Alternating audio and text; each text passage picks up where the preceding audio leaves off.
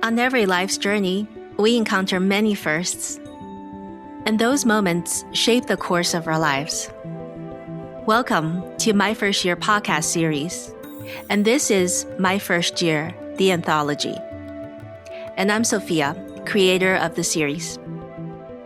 Today's episode is selected from the upcoming podcast, My First Year as a Father. My co-host for this episode is our founding senior producer, Gabby Watts, and our special guest is Andrew Sterman. Andrew is an accomplished concert musician, author, and composer. He's also a teacher of Qigong, meditation, and diet and nutrition related to traditional Chinese medicine. And last but not least, he's a father to Ravi and Miriam. We hope you enjoy listening.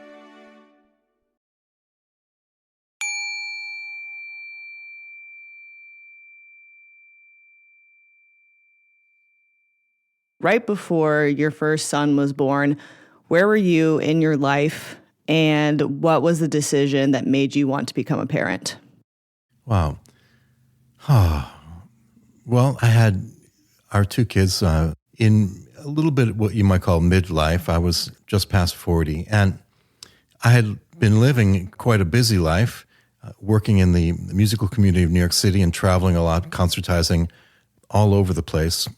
And I did not want to have kids earlier. And when I met Anne, who married me, all my friends said immediately that I had married far above my station. And I thought it was really in relationship that I began to think that yes, we could parent. I never really had that feeling before. So it was about the person and about the world that we were making, the world we were living in together, that we thought we could invite a couple of people into that world if that's the way things were going to be. What was it about the relationship that made you, because you said it was in partnership, that made you think about parenthood for the first time? What was it about that led to that? That's a great question. I saw a strength between us that might be possible to meet, I wouldn't say challenges, because parenting is joyous, and I think it gets a bad rap. I think a lot of people, they say, oh, you're never going to sleep again. You're never going to really be with each other again. This is way too much fear. It's really joyous, and especially in the first year. I can't say anything negative about it, really, but I know perhaps other people would disagree. But in any case, I saw a strength between us that filled in to make possibilities. And then when we decide to invite children, because we're not in control of these things, we did so very, very deliberately. It was with a conscious verging on a ceremony, which was, in my experience, I won't say it as a fact, but to me, to us, was extraordinarily beautiful. So that's interesting. Is that something you could share with us a little bit more about? We sat together back to back in the living room of our home. We said some words and we sat in the quiet. And I think the words we said amounted to basically an invitation to whoever's running this game. We're ready if you feel like it, and send us someone interesting, deep, powerful. We'll take care. We'll do our absolute best. One thing we forgot to ask for was easy. That definitely would have been a good thing to add to the list. So can you take us back to the beginning, back to the births in 2004 and 2007? We had two births, both successful, both at home. One was on the bedroom floor. The other was in a little water pool in the living room. We had a midwife, a fantastic, major master midwife, and we also had an excellent doula. We had very strong ideas about a healthy birth. We wanted to pace things according to natural pacing rather than to be rushed. This is the woman's choice, of course. She chose not to medicate for pain with epidural and so forth. And she is a very, very strong individual. So this is an individual choice. I wouldn't say others. There's no pain shaming going on. But we wanted awareness. My wife's a master acupuncturist and teacher of countless acupuncturists. But during the labor process, I was the one doing the acupuncture. when the contractions were really getting intense, she'd say, use the point, which the point we were using was down on the calf and the fleshy part of the calf. And I'd say, I am. And she'd say, start doing it. And I'm like hitting the needle like very, very dramatically. We were laughing crying laughing when she was saying, come on, use the protocol. And I said, I am. It was extremely dramatic. Yeah, and I think when we were talking earlier, you did say sort of, obviously in a very tongue-in-cheek sort of way, that the birth is more difficult for the father. This is the joke, right? Yeah, that's the joke. Can you kind of explain that joke and where it comes from, and also sort of how you were feeling throughout the process? It comes from my twisted sense of humor, which I enjoy if no one else does. Of course, the intention is not to insult your spouse or any other women. We know that women die in childbirth. We know it's just incredibly painful and dramatic. I don't know if it needs to be traumatic, but definitely dramatic. I'll tell you something that people don't talk about birth. Women who go through birth or attend births know this. The society doesn't really know it. That in the birthing process, there is so much energy pushing from the inside towards the outside world within the woman in labor. Animalistic intensity. Now, I'm not saying it's not human. There's no insult intended, but an animalistic truth comes into them. If they're giving birth in a natural way, we become our animal selves. There is sweating from the roots of the hair to the ends of the hair. Sweating. It's incredible. And that's not because it's hot. It's because the body's pushing from the inside out everything you can push. It becomes instinctive and unspeakably powerful. And it's a thing of that process that hardly anything can compare. Wow.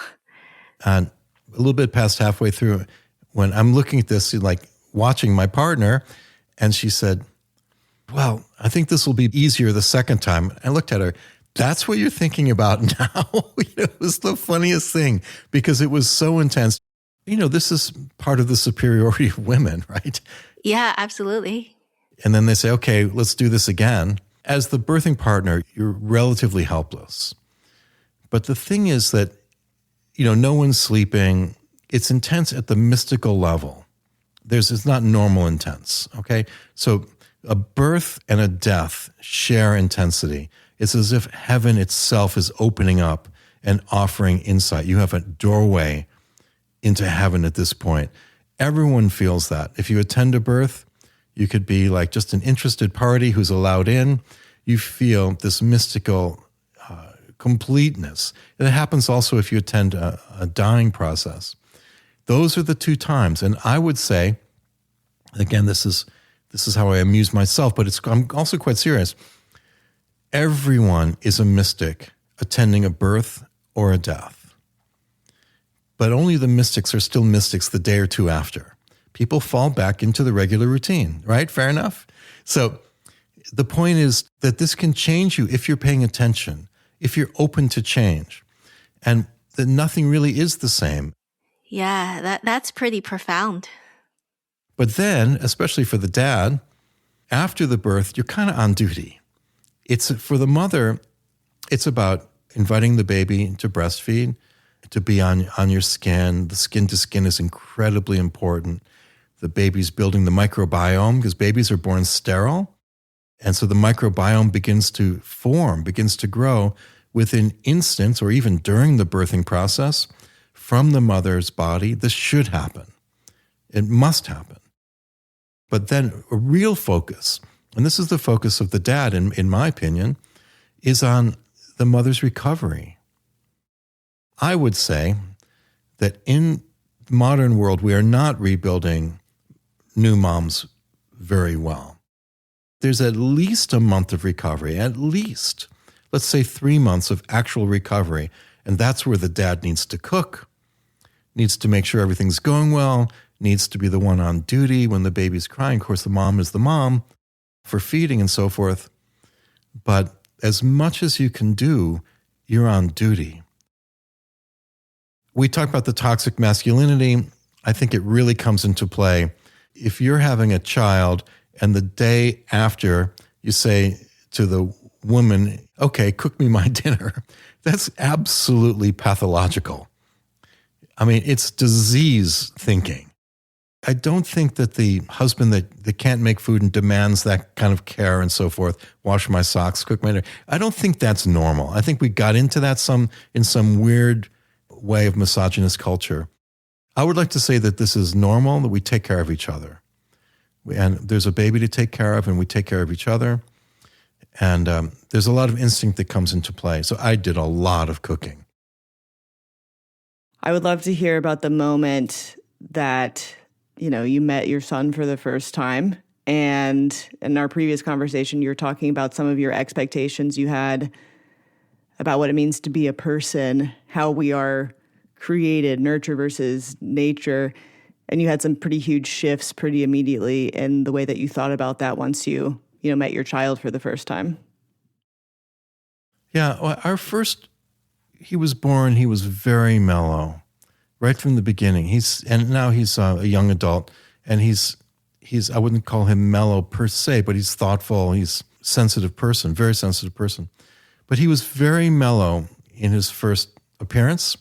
Our daughter, who came just under 3 years later, she opened her eyes and had this look on her face, and I looked at her, and the midwife and doula looked at her, and we all, our eyebrows went, wow. And she had this look on her face like, okay, did that, what's next? It was really, really remarkable. And she's like, okay, I got this. What's the next move? What's the next chapter in my journey, my curriculum here? I was very ready to go. What do you got? Well, let's take another breath first, okay, before all that. And so it's very, very different personalities from the first breath. And I think any parent who has more than one child will say this, or anyone who's been around births will observe that children are born from the very first instant with some degree of personality. And it's still there. This is the question of nature and nurture. Of course, nurture is incredibly important. But basically, you can ruin kids more than you build them. I think that there's a ton that's built in, and your job as a parent is to raise them, guide them, without forcing them to be other than they are. Because they come already with an agenda, with a set of characteristics unmistakable. And I was wondering, was there anything from your own upbringing that you wanted to bring into your version of fatherhood? And what were some things that you wanted to make your own, something that you wanted to make different? Well, my own father was very, very warm, pretending to be firm and strict. So he definitely had a very judgmental side, very strong mind, came from another world. His parents were immigrants. It was new. He lived in a rough neighborhood when he was young. There was physical threats and physical violence here in America, racial violence that he was always trying to steer his way through. And he always wanted to protect us so we wouldn't have things like that, and worked really, really hard to stabilize. And he did. It was extremely stable in that way. But meanwhile, underneath, there was also a tremendous, tremendous warmth, tremendous intelligence. And even though he was a scientist, there was a tremendous spiritual intelligence, which I believe I inherited from him in large part. And it's something that we would occasionally talk about that no one else in the family would talk about. So I got many spiritual and emotional and intellectual gifts from him. I don't know that you need to try to replicate the kind of parenting you received. It happens by itself. And then you decide where you find yourself doing things, right? And then you make certain decisions on how you would like to maybe steer that a little bit clearer this way, a little bit more that way. And of course, times are different. Do you have any examples of, something that you noticed that you were doing that your parents did, and then how you decided to proceed from there?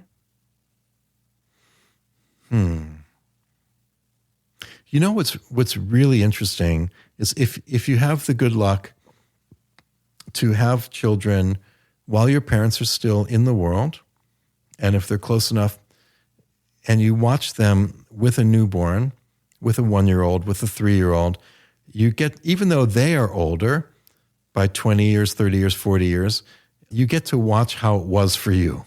So it's like watching a strange home movie, even though it's not you in it, it's your own kids in it. You get to see like, oh, this is how they would pick you up. This is what would happen if the diaper needs changing. Is it clear? Is it honest? Is it weird? And you'd see both things. You'd see, weird things and clear things. And then you get to decide how to be different. Yeah, this is interesting insight about watching your parents interacting with your own child. Could you tell us some more about your own interactions with your kids? If you think back, were there moments of real special connection with your kids in the first year? Tons of time, which was an absolute treasure. I mean, you don't really think of it. You don't say to yourself, oh, this is so great. You just do it, but it is so great. And holding time, walking around. We personally, by the way, we never bought a stroller. It just carried them until they could walk, and then holding their hand, walking. And a couple of times when number one was walking really well and number two just needing to be carried, we would walk to the store every day, and I would carry her in a big shopping bag, like a canvas shopping bag with 2 handles. And so we'd go to the store like that every single day. They would see the food, they would pick things out, learn which avocados to choose and so forth. And that was just part of it. All the time. But also a lot of time at night when I'm trying to make sure that Anne was getting some sleep. In the first year, if they didn't actually need to nurse, then if they're crying, I would pick them up and walk into the living room areas and so forth of our New York apartment and spend as much time as it took. I would just get down on the floor. You got to spend a lot of floor time in those early years. Dads, get on the floor, super important, and play what they're playing so that there's no difference. And as much of that as you can. And they're learning, and you're learning what their world's like. And you want to see the world from 9 inches off the floor. Crawling around with them as they're crawling. It's just tremendous fun, singing and all that. Is the idea that you are bringing yourself into their world and seeing their surroundings through their perspective? Exactly. The way I've tried to do this was you follow hyphen lead. So they want to play with this. That's where you follow. Okay, we're playing with this. And then here's one more thing we can do with this. Oh, and then they play with that. So you don't lead 8 things. You just lead one thing. What's the next thing? So if they're playing with the rug, it doesn't need to be a toy. People overdo toys, by the way. And we never had electric toys for the kids until they were teens. Because the electric toys can be really damaging to the neurology, to the nervous system and so forth. Way, way overstimulating. So we would have these just like simple things, mechanical, stuff you move with your fingers. Learn this with your fingers and so forth. And of course, I have musical instruments at home. Be careful that the kids don't knock them over. I used to leave them out. I had to stop leaving them out. But they're playing with them in these really unusual ways. Because I play saxophone, flute, and clarinet. And at one point, I have a photograph someplace of our first, when he was still in diapers, I believe. And he's encountering my saxophone. And he has his whole leg down the bell of the saxophone. He's still in diapers. And that was his way of exploring what this thing is. So you let them play as well as you show. Yes, they know I have a serious world, practicing and so forth like that, and going out to work and traveling to perform. They would see Dad on stage. Never knew otherwise. But yes, you get on the floor, you look at from their eye level, think about what the world sounds like to their ears. Their ears are very sensitive. Everything's sensitive, what things taste like. And even though you can't enter their dimension, we try. We try to enter it, look and see what the world is like from there so that we can lead one step forward without pushing them, to grow too fast, which is another huge problem. So let them be. They're kids. But you got to get on the floor. You have to. And the time for boundaries and strictness comes later. Yeah. Well, it's really sweet to hear you talk about that. And also, I could just tell how present you must have been with your kids and how physically attuned you were to them in their early years. I'm thinking about, in conversations with my friends, both men and women, they talk about, once they become a parent, it just opens up this incredible depth of love that they've never felt before. I'm curious, what was it like for you? And is there a way that you could actually describe how it feels in your body? It feels like a cellular love. Every cell is offering a hug. Every cell of your body. Wow, that's beautiful. But I don't think that's limited to parents. It's within, because in a sense, a father it's relatively abstract. I mean, we didn't give birth, so how are we different? And you see a child that might look a little bit like you, but unless you're a complete narcissist, that's not what the game's about. It really, truly isn't what the game's about. Your children are guests in your life. They're interesting gifts from another realm, and they live in their own realm. When you look at a child, and whether it's the first moment, the first year, or any given day, you look at them kind of like, who are you? In a good way. We don't know who these people are. This is a huge mistake that our society has made historically over the last bunch of hundreds of years and so forth, thinking that we're in control of the kids. This is my family, my rules, and it should be your rules. It has to be the parents' rules, but it doesn't mean you own the game. The kids come and they are unique, and they live in their own, in a sense, in their own universe, their own dimension of life. Things are different, so things taste different to them. The taste buds of children are incredibly clear and strong. And we taste something as adults, it's like, wow, that's nice. And they taste it like, wow, it's just like a nuclear explosion in their mouth. So they are in different universes, and we forget that. And that's why parents and children butt heads, is because we're saying, you need to be in my universe. This is a brutality we do to the spirit of our kids.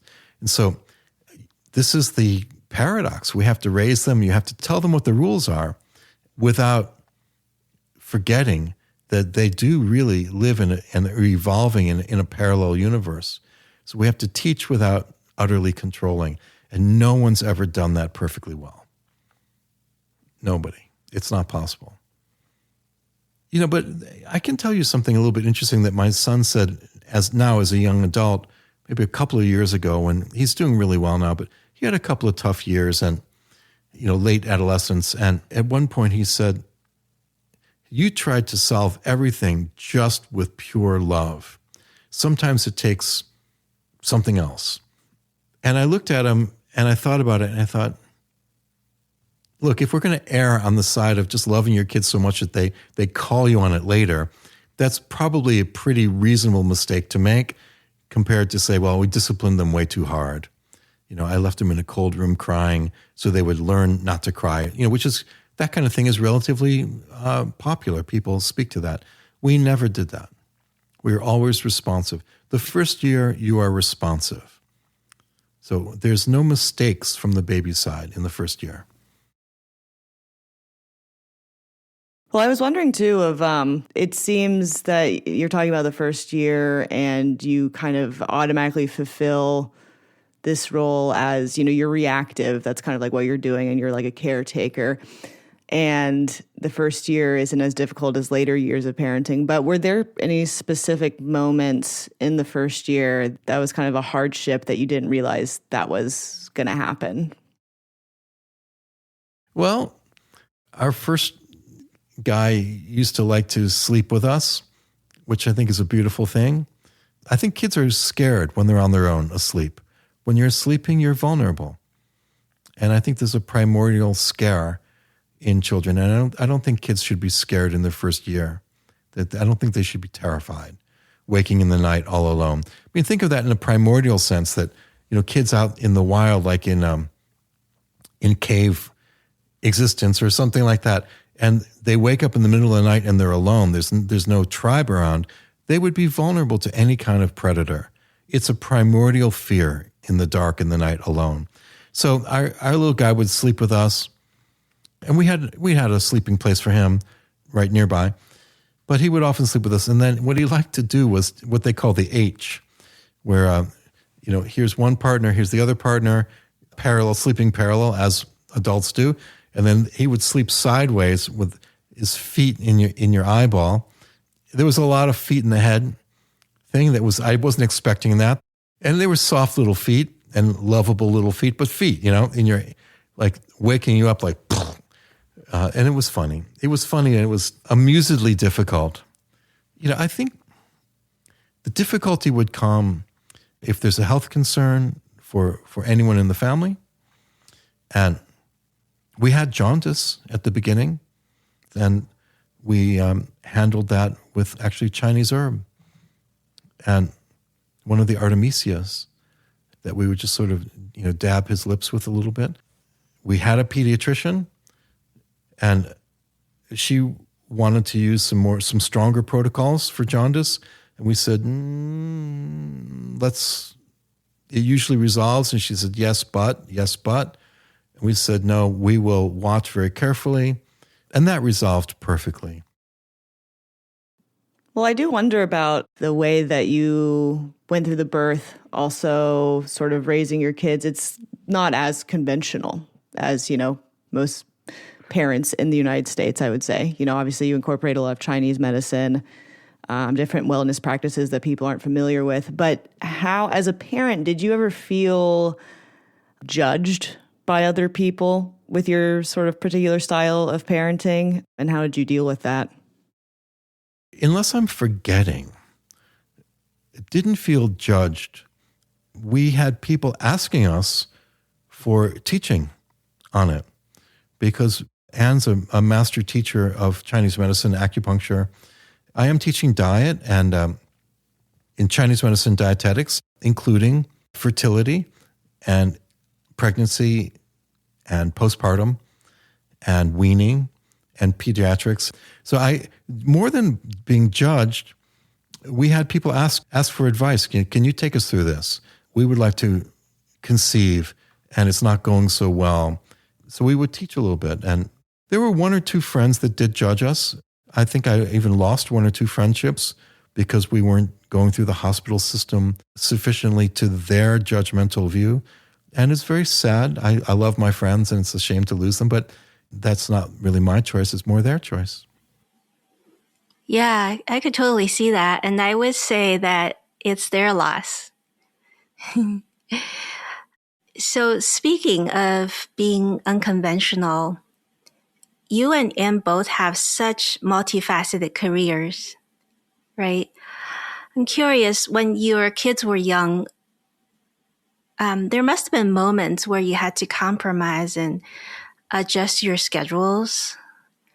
Could you talk about that for a little bit and whether or not you had to let your own work take the back seat for a while? I made a choice to demonstrate to my kids, for better or worse, that parents have a life, parents have passions, parents have interests, they have evolution, and I chose to follow that evolution, to do what I love doing, so they would never say, parents, give up, your life is over when you have kids, you stop doing what you love. In general, we had more time at home than almost any working parents. And Anne had a really nice office, but she would treat at home for a year or two. People would come in. I have beautiful, strong memories of this, that the bell would ring. We had a curtain up across the living room and the door so that people having a session would be in private space. And the front door to the kitchen, to the back rooms, was a free channel. And I would let in the next patient. They would sit in the waiting area, and I would get them water and have the baby either in my arm or in a sling, or they would be with Anne. And countless times, Anne would be welcoming a patient, taking their pulses, listening to their story, doing diagnosis, and then leaning over the patient with the baby between, like sort of held in the sling for gravity, doing acupuncture treatments. Or they're with me in the kitchen, and then at night I would go to work, come home late, and we would run it like that. So I don't know if we changed, how much we changed our schedule. It seemed like we kept our schedule, maybe a little too much. I can tell you one funny story is that day one, less than 24 hours old, I got a phone call from Philip Glass, the composer, who I've been working for. At this point, it had been 15 years. Now it's 35, 36 years. I got a phone call. Can you play a recording session? We're doing a film. We're doing a movie score. I thought, well, yeah, I really kind of want to do that, movie recording session. So I said, yes, I can do that. And so on no sleep for 3 days, I went and played this recording date for a film, went home, and there was Anne and this newborn baby listening to his first piece of music in life. Was this beautiful record called Coltrane Plays the Blues, which I've had that record since I was 13 years old. And I looked at her and I said, this? And she goes, this. So this is his first music? She goes, this is his first music. And he sat there looking at the sky, listening, hearing this music. I don't know about listening, but hearing this music. He didn't cry at all, this is like an hour. And then the record kind of finishes, and there's a bonus track that Coltrane himself did not permit to be released on the album. His experimental wasn't really up to snuff. Then the little guy starts to cry. He goes, no, we don't like this one. That was his first experience with music here on Earth. But we juggled all those things. That was typical. I mean, the first day is very unusual. And so then I was going to work with no sleep, but you just do it. The music plays itself. Parenting, in a sense, takes care of itself. You just do the next step. Then a very funny thing happened. We were about 8 months into the first year, and Anne and I, with the baby, went to see my herbal teacher. He's a great master of Chinese traditional medicine, classical medicine, with a very, very long pedigree lineage. So we went to see him, and he looked at us, and he has no children, no marriage. He's a priest. He looked at us and he said, you seem tired. And we just cracked up. Of course we're tired. We have a young one, 8 months old. And he looked at us like, and thought dawned on me in that moment, maybe it doesn't have to be a panic of exhaustion doing this. Maybe it doesn't. That's like an idea, because you always hear like, oh, you're not going to eat well, you're never going to sleep. You have no time for yourself. And it dawned on me that it doesn't need to be like that, that we can calm down and sleep. And you sleep when the baby sleeps, whether it's a nap during the day. If the baby's napping, take a nap. And at night, absolutely don't stay up when your child is sleeping. When in the first year, you want to join that sleep. So it's that one thing, like, you look tired, you two.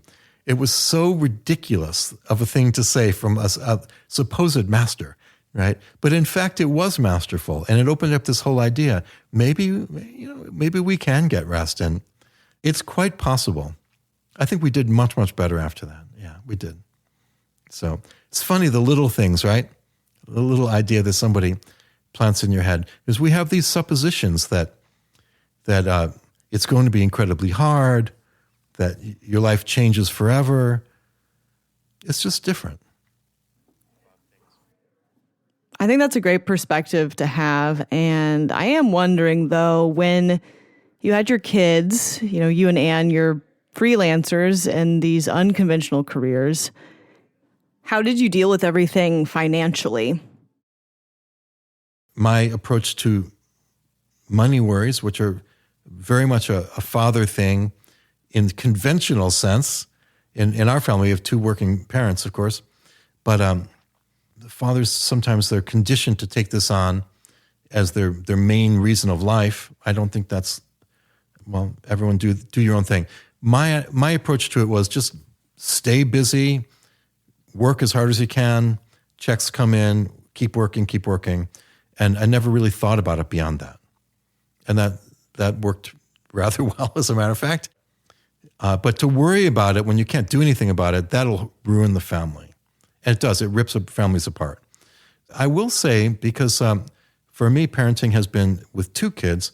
When Anne was pregnant with our second, I was offered a big chunk of work, about 2 years of work, where I wouldn't have had to, I would still be traveling and so forth, but my New York City work would have been taken care of for about 2 years. And I thought about it, and I turned the offer down. It was about to start right when our daughter Miriam would have been born. And I turned that work down, which felt like a very un-dad-like thing to do. Most men I know would seek more, can I have more hours at work? Can we take on more responsibility? I've got another one coming. We need this.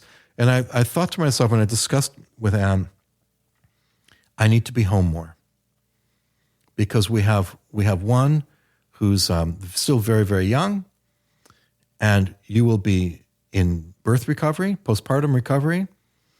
There'll be a new one to take care of. I need to be home. And so I basically took about 6 months off with no pay, or I was still working freelance and so forth. It was enough for us at that time.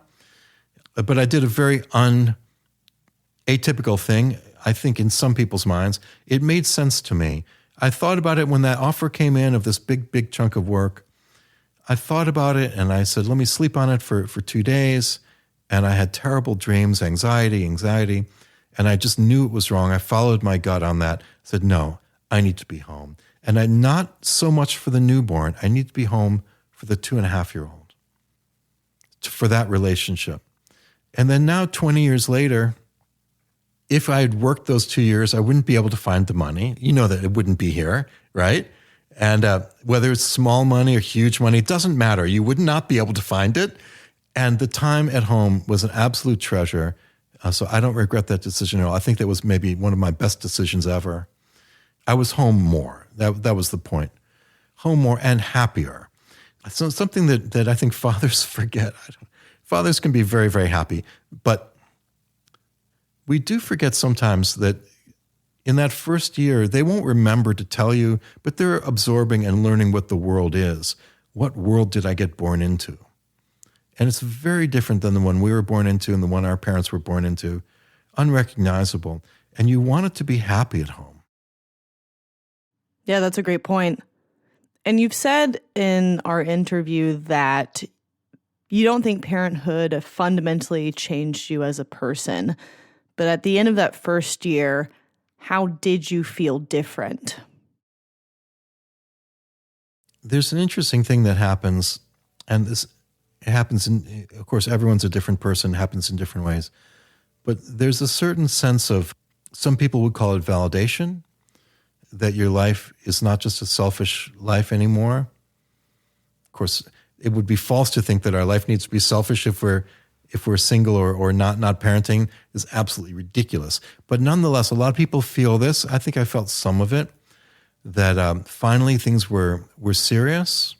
Finally things were of import, and there was some matter to all of this. Of course, many, many things in life matter enormously, but there's this on this other level that there's diapers to be changed. This matters enormously, and it's of the moment and so forth. And there's a certain beauty in that. And as a musician, artist, and also in my work as in the healing arts, there's sometimes a feeling we're off to the side of society. And when you're a parent, you're in the center of society. This really matters.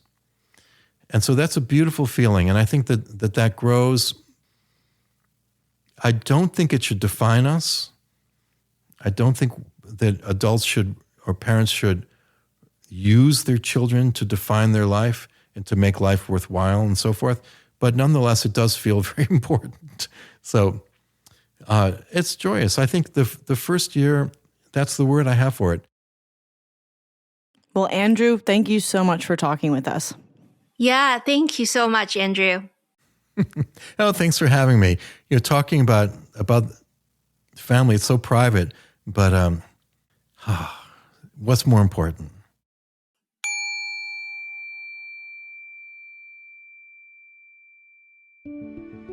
Our guest, Andrew Sterman, is the author of the book Welcoming Food, Diet as Medicine for the Home Cook and Other Healers. He can be heard on many of Philip Glass's recordings and has released 3 solo albums of his original music. Thanks for joining us. My First Year as a Father is an original Sophia Media production, created by me, Sophia. This episode was produced by senior producers Gabby Watts and Samira Tarazi, and hosted by Gabby and me. Check out our website at sophiamedia.co/myfirstyear for more episodes and other shows in the My First Year series, and for social links where you can join our online community.